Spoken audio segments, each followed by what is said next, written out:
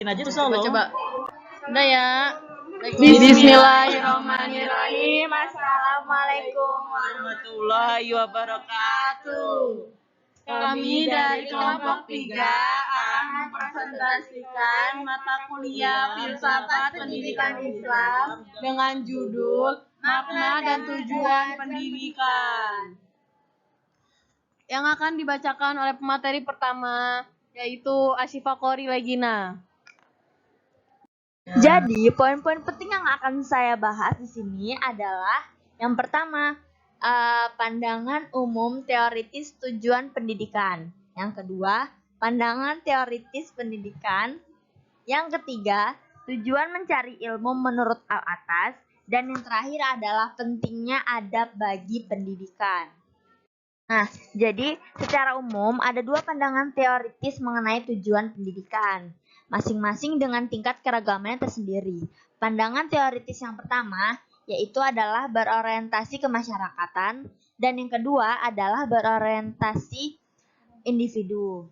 Nah, yang pertama yakni berorientasi kemasyarakatan, yaitu pandangan yang menganggap pendidikan sebagai sarana utama dalam menciptakan rakyat yang baik untuk sistem pemerintahan demokratis, oligarkis maupun monarkis. Nah, yang kedua ini adalah orientasi yang lebih individual, yaitu lebih berorientasi kepada individu yang lebih memfokuskan diri pada kebutuhan daya tampung dan minat pelajar. Jadi, pandangan teoritis pendidikan orientasi individual. Nah, di sini ada dua aliran. Yang pertama adalah yang berpendapat bahwa tujuan pendidikan adalah mempersiapkan peserta didik agar bisa meraih kebahagiaan yang optimal melalui pencapaian kesuksesan kehidupan masyarakat dan ekonomi. Jauh lebih berhasil dari yang pernah dicapai oleh orang tua mereka. Nah, yang kedua ini, aliran kedua itu adalah yang lebih menekankan peningkatan intelektual, kekayaan, dan keseimbangan jiwa peserta didik menurut mereka, meskipun memiliki banyak persamaan dengan peserta didik yang lain. Seorang peserta didik masih tetap memiliki keunikan dalam berbagai hal. Nah, selanjutnya, pemateri kita selanjutnya adalah Aulia Hafid. Ya, di sini saya akan menjelaskan kebijaksanaan dan tujuan pendidikan. Dimanapun di dunia Islam, biasanya kebijaksanaan dan tujuan pendidikan adalah meningkatkan dan mengembangkan negara mereka yang baru berdiri.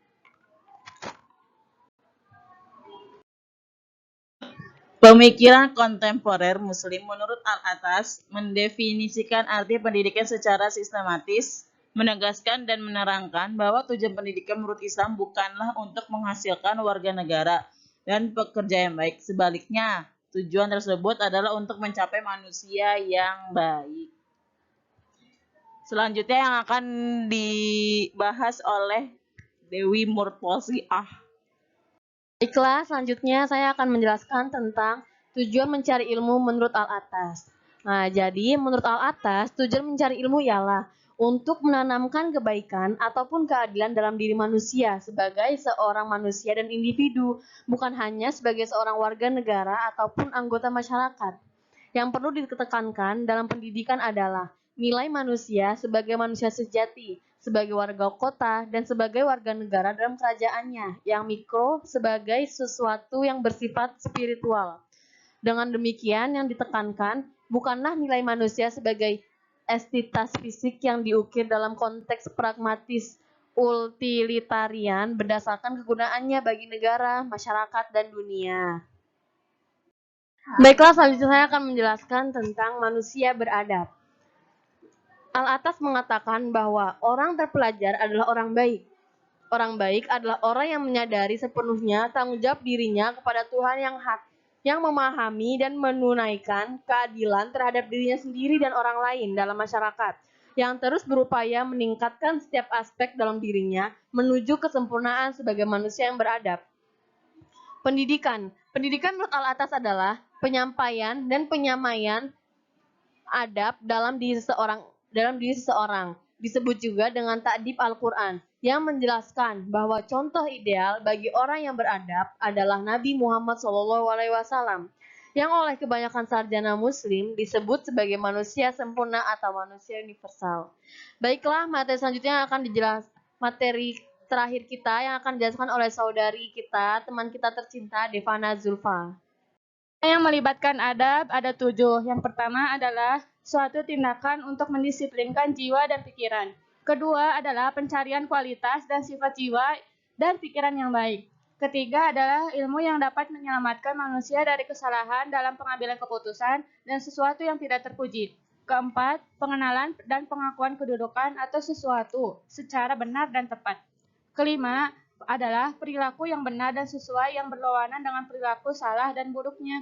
Dan keenam adalah sebuah metode pengetahuan yang mengaktualisasi kedudukan sesuatu secara benar dan tepat. Ketujuh adalah realisasi keadilan sebagai direfleksikan oleh hikmah. Manusia yang beradab secara definitif sebagaimana dipahami dan diamalkan al-atas dapat menghadapi dunia yang plural ini dengan sukses tanpa harus kehilangan identitasnya yang asli.